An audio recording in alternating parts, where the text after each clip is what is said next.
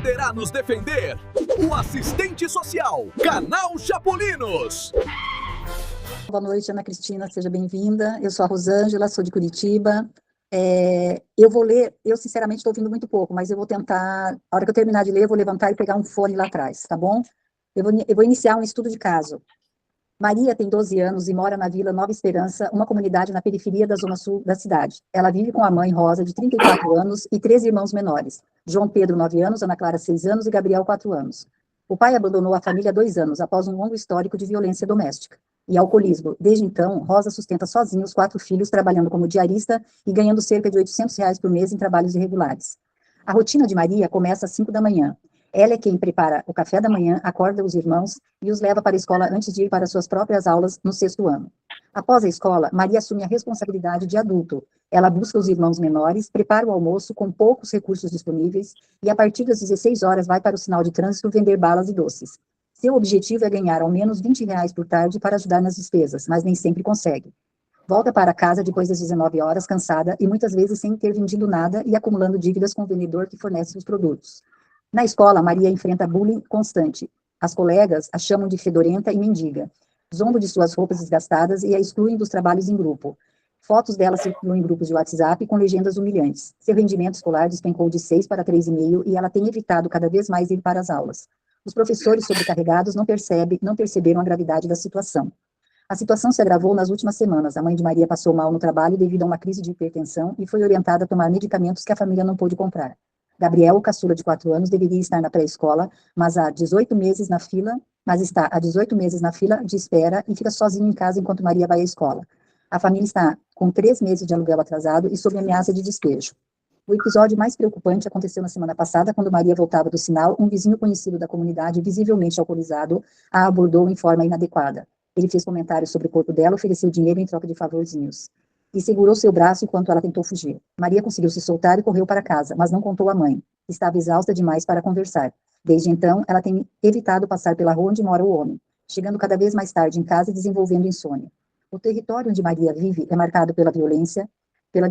A Vila Nova Esperança é uma ocupação irregular de 15 anos, com aproximadamente 4.500 famílias, nas quais 78% vivem com renda de até um salário mínimo.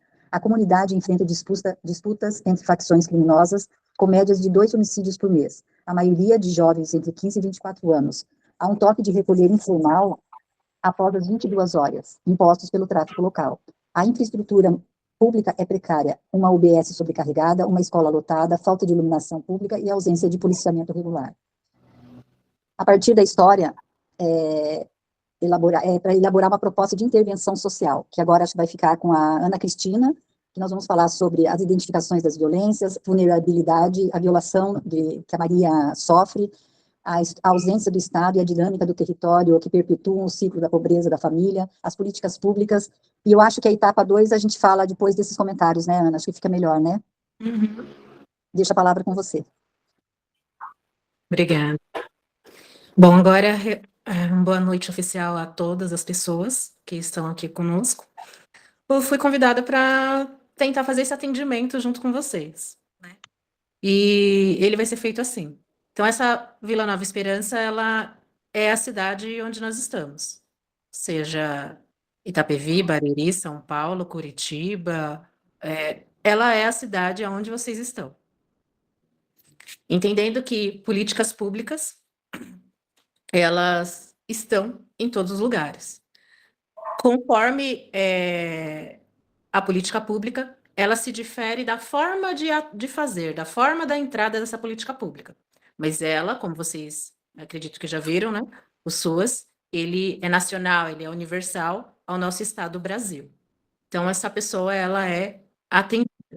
E aí eu pergunto, né, para vocês, se alguém consegue me falar, vamos colocar essa família em algum local para ser atendido? E que local seria esse? Que local que essa família vai para ser atendida, para a gente saber dessa história? Como que nós soubemos dessa história? Alguém consegue dar um contexto? No CRAS, seria? CRAS, CREAS, o abrigo de mulheres, sim. Então tá. Bom, a maioria falaram... Respondendo o CRAS aqui no chat também, viu, Ana? Então, CRAS. vamos entender que essa família, ela chegou ao CRAS. Então, é lá no CRAS que vai se iniciar esse atendimento. Ana, o pessoal está falando conselho tutelar também. Conselho tutelar também. E também encaminharia para a escola. Falou que encaminharia para a escola. Para a escola. Pessoas falando. Delegacia, enfim, essas são as principais participantes. Então, como o CRAS foi de maior participação, vamos imaginar que o CRAS, entendendo que a maioria das pessoas imaginam que o CRAS vai dar conta de tudo. E aí eu pergunto para vocês, diante dessa história, diante dessa situação, qual seria o start do assistente social do CRAS para dar início a esse atendimento? Por quê? Entendendo que essa família chega com esse contexto total, com todas essas informações. Só que nós sabemos, nós entendemos que o CRAS é o centro de referência de assistência da básica. Essa família, as informações que nós temos, só a básica dá conta?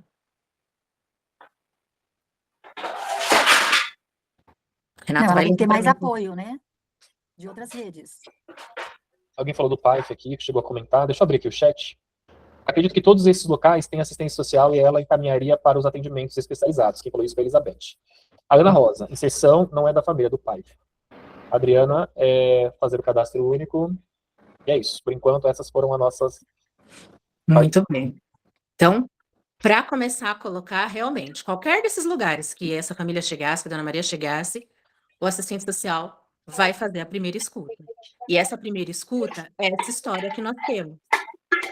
Então, vamos imaginar para a gente chegando realmente onde vocês precisam ir. Porque se fosse eu, em qualquer instituição que eu tivesse, eu ia atender e já fazer todos os encaminhamentos mesmo. Mas não é isso. Vocês precisam aprender primeiro a lidar com aquilo que tem que se fazer, para depois na instituição de vocês darem conta de fazer do jeito que vocês acharem melhor e for suficiente para a família. Mas, com tudo que nós temos de lei, ela foi no CRAS, foi escutada, a assistente social escutou tudo isso aqui. Só que a assistente social do CRAS, ela não vai fazer nada. Sozinha, não. Ela vai pedir a intervenção do CREAS também. Por quê? Com todos esses relatos aqui, a família, ela já está em uma vulnerabilidade, ela já está com os vínculos quase rompendo. Né? Com tudo isso que acontece, essas crianças podem ir para o SAICA, para um serviço de acolhimento, para um abrigo. Essa mãe pode perder o poder familiar ou temporário definitivo.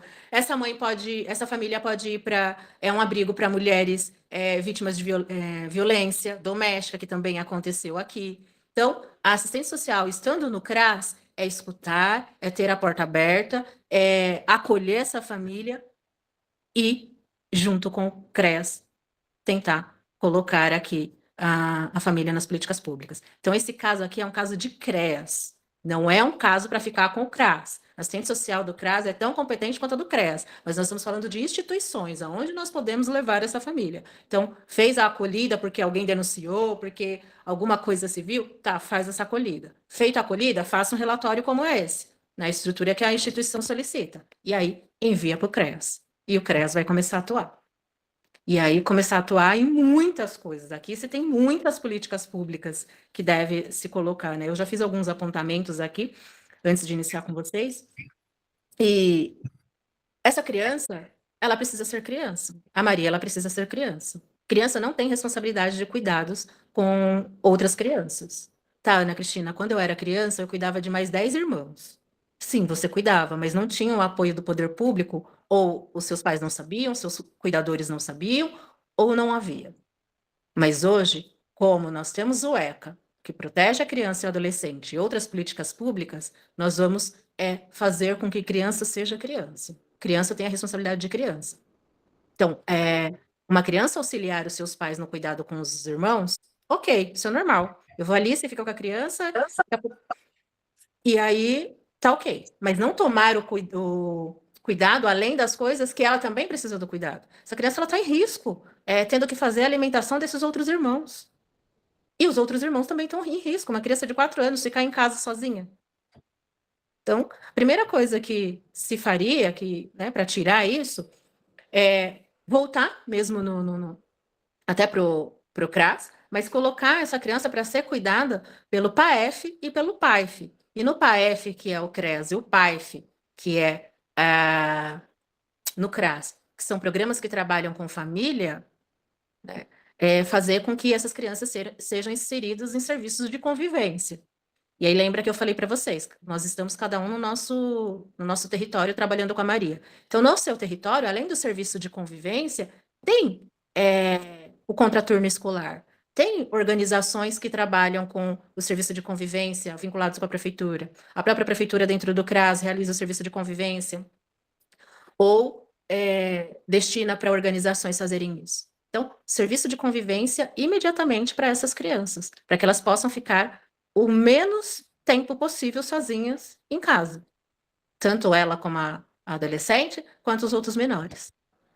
E também o CREAS, ele pode fazer isso por ele mesmo, entrar em contato com a Secretaria da Educação para saber a vaga da criança que está fora, porque ela já tem direito aos 4 anos, à iniciação escolar, e não importa, tem vaga ou não tem na escola, essa criança tem direito e ela não pode sair. Ana Cristina, a gente sabe que a realidade não é assim, tudo bem, não é assim, o que se faz? Ministério Público. Ministério Público atuando nessa situação. Se o Conselho Tutelar não consegue a vaga, se a Secretaria da Educação está dizendo que não tem vaga, nem próximo à casa e nem um pouco distante, porque se tiver numa escola distante, a prefeitura, o município vai deslocar o transporte para que essa criança vá. Não tendo nada disso, Ministério Público. Ministério Público determina. E aí nem que seja uma salinha dentro da sala da diretora, mas vai precisar, essa criança está em idade escolar. Então, por isso que nós temos muitas crianças, crianças, adolescentes, fora da escola por conta disso. Nós vamos nas escolas, nós falamos com a Secretaria de Educação, precisamos da escola. E aí fala, não tem vaga, a senhora espera. E aí eu volto para casa, sento e espero, porque eu não tenho informação. Mas se eu for no Ministério Público, isso vem como determinação. É mais que dia seguinte, a escola vai ter que, o prefeito vai ter que conseguir uma sala, uma vaga, algo para que seja colocado isso. É uma forma ilegal de fazer? Não, é a forma mais legal que se tem. Primeiro nós vamos na passiva, isso como assistente social também. E isso nós podemos informar os nossos atendidos, nossos munícipes, nossos usuários. Nós temos que informá-los sobre isso. Porque senão eles ficam lá, falei com a dona Maria da escola, ela disse que não tem vaga, e eu sento e fico e não corro atrás dos meus direitos. Então, informe, nós também somos pessoas que vamos informar. Ah, mas eu trabalho para o poder público, eu sou concursado, eu sou assistente social, concursado, eu vou contra mim? Não, você não vai contra a justiça. Você vai fazer aquilo que você determinou enquanto princípio de profissão, né? Então, essa criança indo para a escola, vocês vão me interrompendo quando quiser, eu estou de cabeça baixa, então, Renato, por favor, vai me avisando. E aí, com o serviço de convivência, com esse contraturno escolar, a gente já tira a Maria desses cuidados intensos a todo momento dela, da mãe, das crianças. Essa mãe, né, até pelo indício de saúde que ela teve, da hipertensão, também fazer o encaminhamento para a saúde. A UBS está super lotada, não tem mais o que fazer, né? E eu já vou adiantando outro ponto, que falou a UBS está super lotada, a iluminação não se tem, o poder público, né, pouco faz ali nesse bairro. O que dá para fazer? Orientar a dona Maria a procurar os vereadores por isso. Vereador não é para dar a dentadura nem a cesta básica na época de eleição, mas o vereador ele pode fazer isso, ele pode se manifestar para o vereador. Olha, naquele bairro a luz não tem iluminação. Naquele bairro não se tem creche, não se tem isso. É para isso que ele serve, é para isso que se serve também. Se as políticas públicas por si só não dão conta, nós vamos a quem dá conta. Então, não é ir lá e falar, só arruma o meu caso, não é isso. São questões coletivas que nós vamos até o outro. Porque arrumar só aquilo para mim é muito fácil, né? Então, é ir, mas com a superlotação que tiver, assistente social, entre em contato com a saúde, veja também com a sua colega assistente social da saúde, como pode ser feito esse caso dessa mãe, e assim ela começar a fazer o tratamento dela da hipertensão, porque senão daqui a pouco as crianças estão órfãs de pai e de mãe. Luana, assim, gente. A Antônia abriu o microfone, deixa eu só tirar aqui, porque tá dando eco no microfone. Antônia, só liga só mesmo na hora de falar, de fazer o questionamento.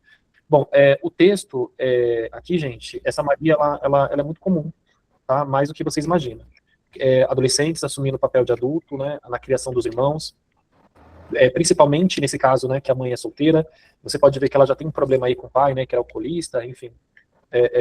alcoólatra e ela tem toda uma rotina de adulto, ela procura assumir, né, esse papel, no caso, né, para tentar ajudar a mãe, e são vários direitos aqui violados, né? E eu acho que é importante a gente sempre ir nas palavras-chave, tá vendo? Ó? Então, quando os professores até mesmo colocam casos desse tipo, claro que ele vai mapeando também, tá vendo? Uma comunidade, na periferia da zona. É importante a gente ter essa dimensão para a gente entender a precariedade também, né? A insalubridade, vamos dizer assim, de repente de serviços públicos, enfim, né? É importante, tá? Mas é sempre olhando aqui a questão da violação de direito, principalmente quando se trata de crianças e adolescentes, tá? Essa criança, a todo momento, ela está em risco, né? E muitas das vezes risco iminente. Se ela não tem um adulto por perto, se essa mãe ela sai para trabalhar, mas não deixa a vizinha de olho nessa criança, isso pode sim ser caracterizado um abandono de incapaz, né? Então, qualquer denúncia que chegar no conselho tutelar que na verdade não denúncia, né? Comunicação, melhor dizendo, né? Denúncia você faz lá na delegacia. Então, vamos corrigir aqui. Qualquer comunicação, né, que se faz, né, de uma criança, enfim, né? E apurando, chegando lá, né, não encontrando família extensa, claro, eles vão ter que ter um olhar humanizado, ver o caso, entender a situação, mas essa mãe, ela recebe uma advertência por isso, né? No sentido de que não pode deixar essa criança cuidando de outras crianças, tá? Uma coisa assim que me chama bem a atenção aqui, que eu estava refazendo aqui a leitura enquanto a Cris, ela falava sobre na escola, ou seja, ela enfrenta o bullying, né? E o bullying constante. Aqui o texto traz essa palavra aqui, tá vendo? Maria enfrenta bullying constante. Então você imagina que a vida dela não é fácil. A gente precisa, com palavras, enfim, né? Fedorenta, mendiga, zombo das suas roupas desgastadas, né? Então, eu acho que é importante, né? Que até a escola, né, se manifestar, né? E esse caso, o Cris, na defesa, né? Tem programas, protocolos contra o bullying nas próprias escolas, né? Então, eu acho que tudo isso é importante a gente mencionar, a gente falar, e a gente olhar o caso, não como uma maneira geral, mas assim, tentar esmiuçar sobre cada riqueza que esse texto ela nos traz, porque é muita violação de direitos aqui que eu vejo, que eu analiso aqui. Né, Cris? Isso aí. E nessa continuação, né, ela, pela venda das balas, dos doces, ela pode ser inserida no PET. Acredito que vocês já estejam ouvindo falar muito sobre o PET, né, que é o Programa de Erradicação ao Trabalho Infantil. Então, ela tem direito a isso, para que ela possa sair dessa situação. Vamos pensando muito sempre assim, né, quando a história vem, quando o atendimento vem para as nossas mãos, quem é essa dona Rosa, né, essa mãe? Ela está deixando essa criança aí fazer essas vendas por uma necessidade familiar ou porque ela não tem informação nenhuma e na época dela podia fazer e agora não pode. Então, também é interpretar situações dentro do julgamento comum, coloquial que nós temos, né? Essa mãe é relaxada. Eu não faria isso com um filho meu. Eu não deixava. Mas você não deixava. E nessa situação, como você faria? Né? Então, é sempre pensar muito nessa situação. Quando o Renato fala dos bullies que ela sofre na escola, isso pode ser colocado em duas leis, né? Que é o cyberbullying, que é o bullying pela internet, e propriamente o bullying. Então, essas crianças que fazem esse bullying, elas também têm que ser responsabilizadas, ensinadas sobre isso. E nós encaminhando, nós orientando, nós falando, nós indo até a escola, né? Enquanto assistente social, estou nos colocando aí, atendendo esse caso. Ir conversar na escola sobre isso é uma forma muito importante, não é para deixar, descaracterizar, não, vamos fazer outra coisa, e aí a Maria não vai ser chamada assim. Nós sabemos que criança é uma coisa assim, colocou, pegou. Quem aqui já não ouviu alguém dizer que tem um apelido desde criança que colocaram na escola e nunca mais saiu? Seja ele pro bem ou pro mal, né? O orelhudo, barrigudo, baixinho, careco, dentuço, enfim, isso pega.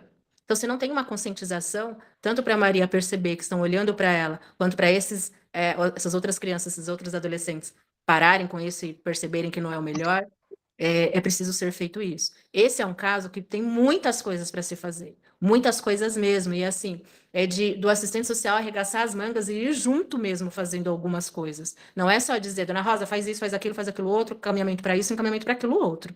É muita coisa para se fazer.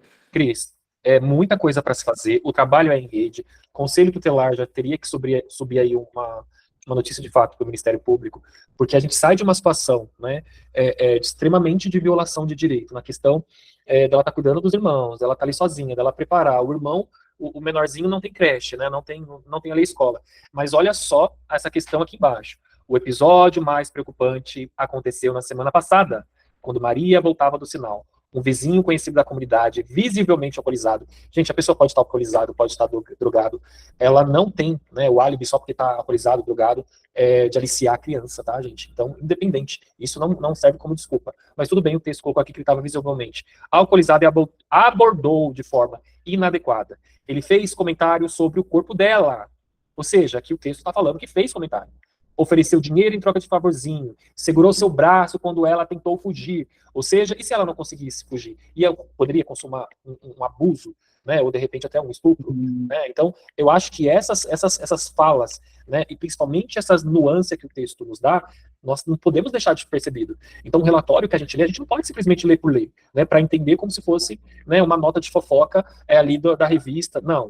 Temos que ler de uma forma mais aprofundada, né? Porque, queira ou não, isso é um assédio, né? Que ela sofreu ali, né? E tem que ver, né? Toda essa situação. Eu gostaria que você comentasse, o Cris, em cima dessa minha fala aqui. Dentro dessa situação, é caracterizado, sim, a importunação sexual, isso é crime por si só. E dentro do ECA, hoje, nós temos a escuta ativa. Não sei se vocês já ouviram falar, se não, busquem, né, se aprimorarem a isso. Por quê? Tendo essa situação já relatada uma vez, jamais façam a mesma pergunta para Maria. Jamais irão voltar nesse assunto com a Maria. As únicas pessoas que podem e devem voltar a esse assunto são os profissionais que trabalham junto com a escuta ativa.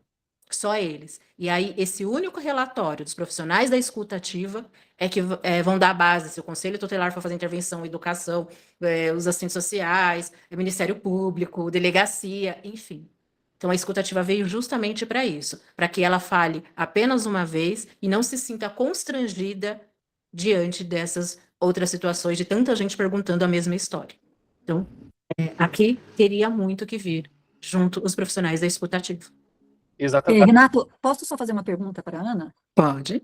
Aqui diz assim, Ana, Maria é vítima ou está em situação de vulnerabilidade? Como esses conceitos se diferenciam nesse caso? Eu até, para dizer a verdade, eu ia pesquisar ali no chat, mas eu falei, não, eu vou esperar ver o que vai ser falado. Então, se ela é vítima ou se ela tem a violação? Isso, a Maria é vítima ou está em situação de vulnerabilidade? O que diferencia um do outro? Então, a vulnerabilidade, ela está na condição do risco. A vulnerabilidade é aquela situação, vulnerabilidade econômica, vulnerabilidade alimentar, ela está em uma situação. Ela está numa situação de risco, ela está numa condição de... Vamos lá.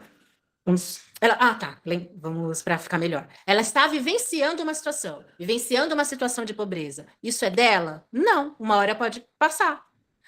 Ela está vivenciando uma situação de fome. Isso é dela? Não, pode passar. Agora, a violação ela perdeu, inclusive, o direito de defesa. Violaram, mexeram com ela numa situação. A questão do assédio dele é uma violação. Ela não tem como sair daquilo. É uma violação. A violação, nós não conseguimos sair disso só. O risco não. O risco ainda você tem a sua ressignificação, você consegue tirar, você consegue conseguir um emprego, você sai da fome, você sai da miserabilidade. Agora, a violência que a mãe sofreu, a violência doméstica, se ele não sai da casa, ela continua naquela violação, ele continua naquela situação. Ana, até porque o texto, olha para você ver só, não foi só um episódio isolado, né? Então, depois que aconteceu isso, desde então, ela tem evitado passar pela rua onde um homem mora, chegando cada vez mais tarde em casa e desenvolvendo insônia. Ou seja, o trauma já teve. Ela já não dorme bem, ela já está ansiosa, né? Então, realmente... Já é uma violação do direito dela de ser e estar. Exatamente.